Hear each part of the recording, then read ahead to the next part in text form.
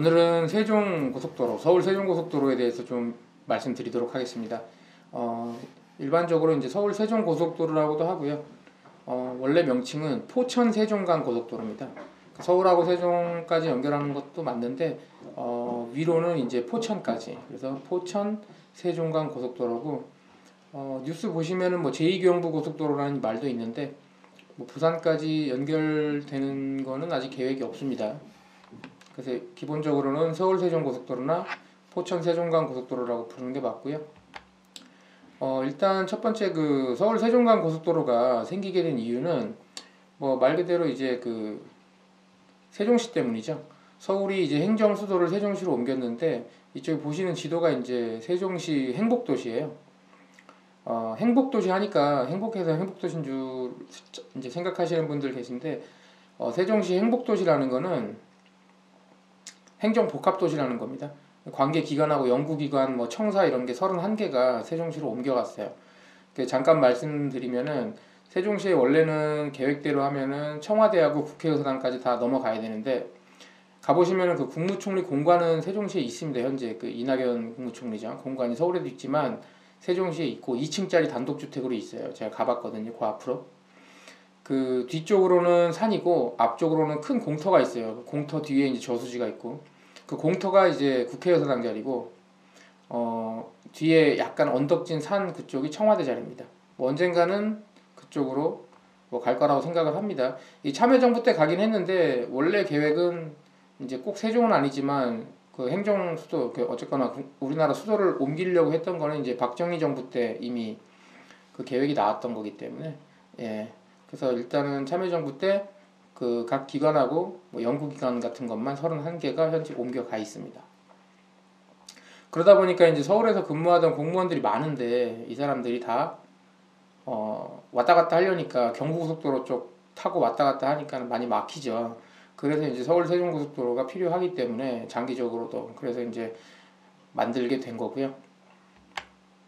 일단 서울 세종고속도로 전체적인 흐름을 보면은 현재 이제 구리에서 세종까지 이렇게 해가지고 되어 있는데 1차 구간이 서울에서 안성까지 이게 지금 2022년 개통 예정입니다. 그리고 2차 구간이 안성에서부터 세종시까지 이게 이제 2025년 개통 예정이었다가 작년인가요? 이제 김현미 그 국토부 장관이 2024년 6월까지 한 6개월 정도 땡겨서 완공하겠다고 발표를 했기 때문에 현재 2024년 6월까지는 아마 세종시가 서울하고 다이렉트로 연결이 될 걸로 보여지고요. 이 2차 구간 안성에서 세종 구간은 아직 뭐 계획은 이제 다 발표됐는데 뭐 디테일한 거는 경험상 보면은 조금 바뀌더라고요. 현재 확정된 거는 서울에서 안성까지만 뭐 모든 구간별로 다 확정이 되어 있습니다. 그 윗부분에 이제 구리하고 포천 구간이 있는데 이거는 이미 작년 2017년 6월 30일 기준으로 개통이 됐습니다. 근데 이제 각 구간별로 투자를 하실 때 어디에 하면 좋냐 아니면 어떻게 진행이 되는지에 대해서 뭐 뉴스나 이런 거 많이 나오는데 뭐 내가 여기 뭐 세종고속도로 뚫리니까 이 땅이 좋아요. 혹은 여기 땅 사면 좋아요. 여기에 뭐 타운하우스 좋아요. 아파트 좋아. 이런 얘기는 하지 뭐 전체적인 흐름을 정확하게 얘기해 주는 데가 없어요. 그래서 오늘 그 구간별로 어떻게 진행이 되고 있는지 좀 알아보도록 하겠습니다. 먼저 이게 이제 제2경부 고속도로라고 불리는데 제2경부는 이제 서울하고 부산을 연결해야 되는데 아직까지는 뭐 연결은 되지 않고요. 근데 이제 재밌는 거는 이 서울 세종고속도로가 파급력이 대단한 게 서울에서 세종까지 일단 뭐 많은 사람들이 왔다 갔다 할 걸로 예상이 됩니다. 되는데 총 이 거리가 129km예요. 근데 이 맨 처음에 계획이 나올 때는 이게 이제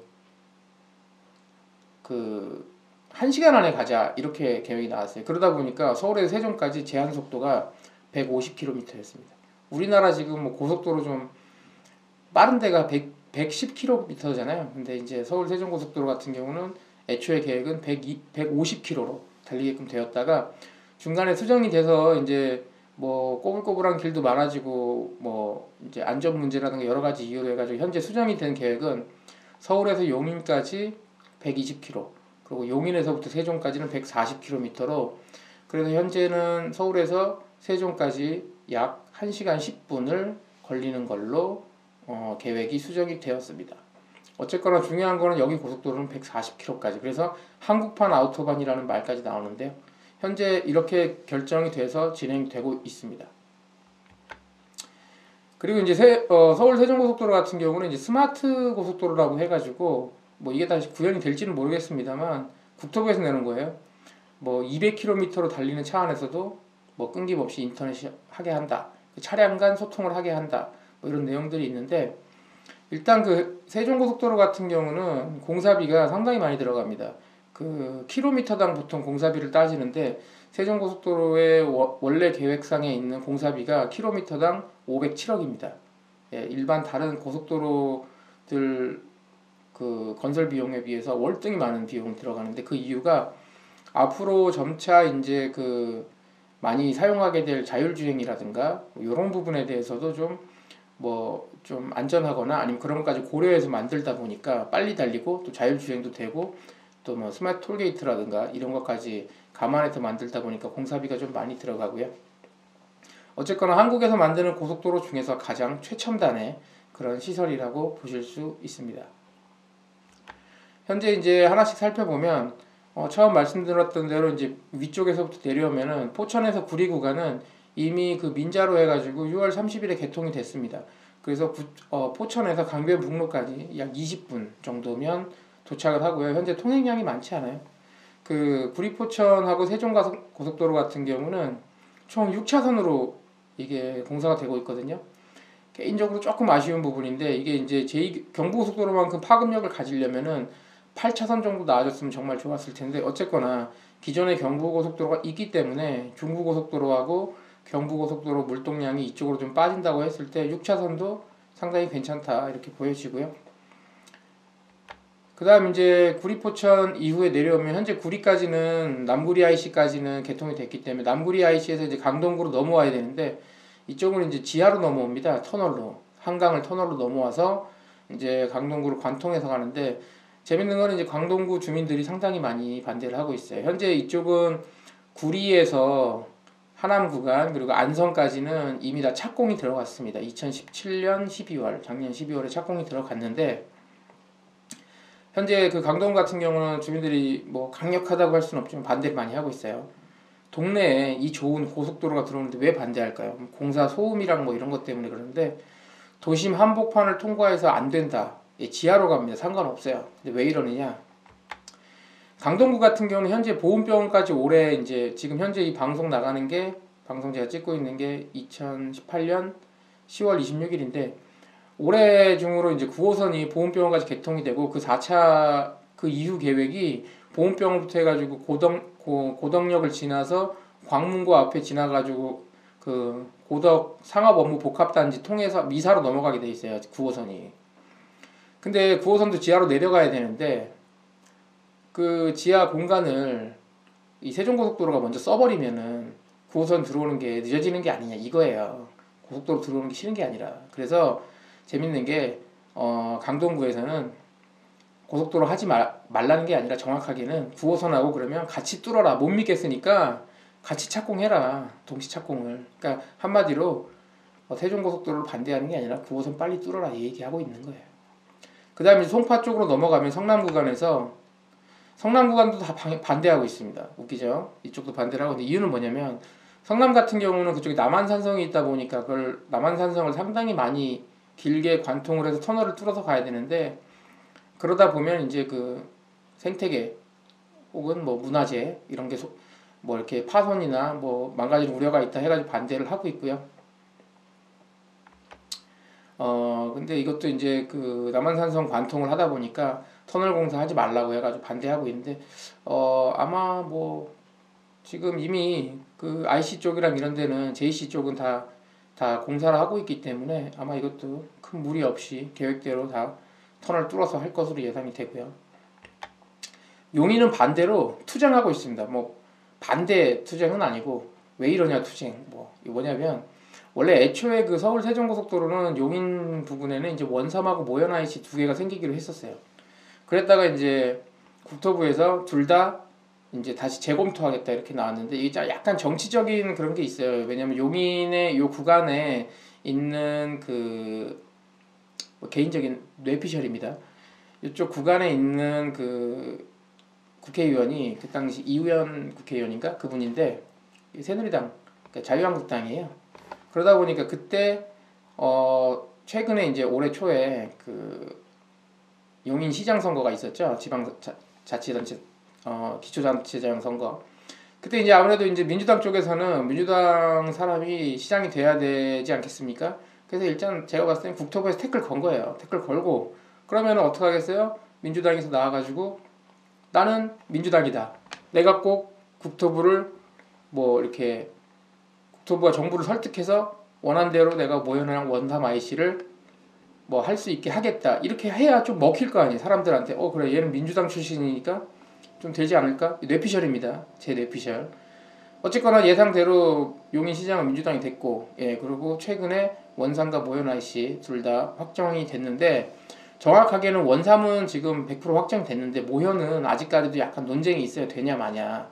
사실 개인적으로 이렇게 모현 IC 쪽도 가봤는데 그쪽은 안 생길 가능성도 상당히 높아요. 제가 이런 얘기하면 혹시나 이 모현 쪽 혹은 그쪽에 이제 이해관계 얽히신 분들이 기분 나빠하실 수도 있지만 그 근처에 이미 진입로가 많이 있기 때문에 뭐 모현 IC 같은 경우는 안 생길 확률도 높다고 저는 봤고 원삼은 100% 된다고 봤거든요. 현재도 이제 원삼은 100% 되는 걸로 확정이 났고 모현은 뭐 약간 그것도 거의 확정될 것 같아요. 어쨌거나 이쪽은 사람들이 강동구하고 성남시하고는 좀 반대로 IC 꼭 만들으라고 빨리 고속도로 하라고 이렇게 이제 약간 좀 시위를 하고 있습니다. 그 다음이 이제 안성 구간인데요. 용인 밑으로 해가지고. 근데 안성은 가장 적극적으로 나서고 있어요. 이게 재밌는 게 안성 쪽 같은 경우는 토지가 많이 저평가돼 있어요. 제가 이제 작년부터 안성을 많이 다니면서 느낀 거는 안성 IC에 가보시면 그쪽은 안성이 아니라 평택이에요. 경부고속도로 안성 IC 타고 나와서 좌회전하면 바로 평택이고 안성 시내 중심지 안성 시청이라든가 뭐 이런 쪽은 다 동쪽에 있습니다. 안성에. 근데 안성의 IC는 평택하고 붙어있는 서쪽에 있어서 오히려 안성 쪽은 개발이 공도 쪽이 훨씬 많이 됐고 땅값도 훨씬 비싸요. 근데 최근에 안성 동쪽으로 해가지고 가칭입니다만 동안성 IC라고 해서 안성을 뚫고 들어갑니다. 정 가운데를. 그러다 보니까 안성 쪽에서 이쪽으로 아주 적극적으로 나서고 있어서 제가 굳이 따지면 구리포천 구간은 다 이제 끝났고 강동구 반대 중, 성남도 반대 중, 용인은 빨리 해, 안성은 최대한 협조하고 있어요.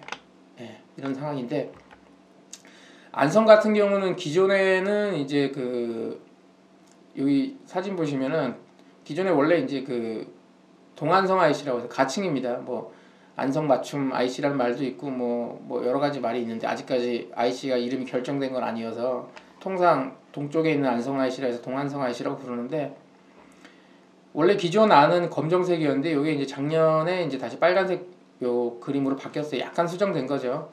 그리고 그러면서 이 고3 휴게소만 생기기로 했다가 그 휴게소 옆으로 해가지고 스마트 IC가 생깁니다. 그게 뭐냐면 톨게이트가 없는 그냥 하이패스만 지나가는 그런 IC가 생겨요. 이것도 확정이 됐어요. 그러면서 이쪽에 부지가 지금 약 안성 쪽에서 국토부랑 협의한 게 한 20만 평 좀 안 되거든요. 우리나라 제일 큰 휴게소가 횡담도 휴게소예요. 서해안 고속도로. 근데 거기보다 더 크게 만들겠다는 게 지금 안성의 포부입니다. 최고 지금 20만 평이 아니라 20만 제곱미터. 근데 뭐 사실인지는 모르겠는데 들리는 얘기로는 안성 쪽에서는 땅을 더 해가지고 한 30만 제곱미터까지 약 한 9만 평 가까이 해가지고 휴게소를 크게 짓겠다. 이거 왜 그럼 휴게소 이렇게 뭐가 크게 필요하냐? 바로 위에 고3 저수지가 크게 있는데 이쪽으로 해가지고 이제 횡담도 휴게소 가보시면은 어묵 꼬치하고 우동만 파는 게 아니잖아요. 거기 뭐 호텔도 있고 숙박업소 그리고 아울렛도 있고 무한도전 콘서트도 거기서 하고 그런 관광시설로 돼 있어요. 관광단지로. 근데 고3 휴게소 같은 경우는 그거보다 더 크게 해가지고 국내 최대 타이틀을 좀 따려고 하는 것 같아요. 그래서 이 고3 휴게소 저수지 근처를 다 관광단지로 해서 개발하려고 현재 이쪽 저수지 한 바퀴를 다 2차선 도로를 다 다시 그 깨끗하게 포장을 다시 하고 있고, 이 주변으로 도로를 다시 4차선까지 다 깔고 있어요. 이쪽에 사실 좀 아시는 분들이 투자를 많이 한 2년 전부터 했었는데, 그러다 보니까 여기 휴게소로만 쓰긴 좀 아까운 거예요. 국도랑 연결되는 IC가 하나 있으면 좋겠다 해가지고 지금 뭐 여기 제가 공개적으로 말씀 못 드리는데 뭐 여러 가지로 막 요청을 하고 해가지고 이쪽에 스마트 IC가 생기기로 했습니다. 그리고 그 동안성 IC 쪽으로는 사실 가보시면 거의 완전 시골이에요, 안성이. 근데 그쪽에 현재 그 이렇게 그 IC가 들어오고 고속도로가 좋아지면은 물류단지 같은 게 많이 들어옵니다. 왜냐면 교통량이 편해지기 때문에. 근데 최근에 우리나라 물류단지 같은 경우는 이제 경부고속도로 라인이 좋긴 한데 비싸잖아요, 땅값이 경부고속도로 주변에. 그러니까 중부랑 이제 영동고속도로 주변으로 해가지고 많이 생겼는데, 아마 앞으로 이 그 안성 IC 주변으로 많이 생기지 않을까 생각을 했는데, 그 동안성 IC 바로 옆으로 해가지고요 1km 거리 정도밖에 안 됩니다. 그 복의 물류단지라고 여기 계획이 돼 있어요. 이것도 근데 될지 안 될지 몰라요. 계획 나온 지도 오래됐고, 이거 지금 진행하는 그 뭐 주체 대표인가요? 그 사람이 이제 가수 그 세시봉 윤영주 씨인가 그분인데, 뭐 최근에 뉴스 보니까는 뭐 사기건으로 뭐 고소당하고 이러신 것 같더라고요.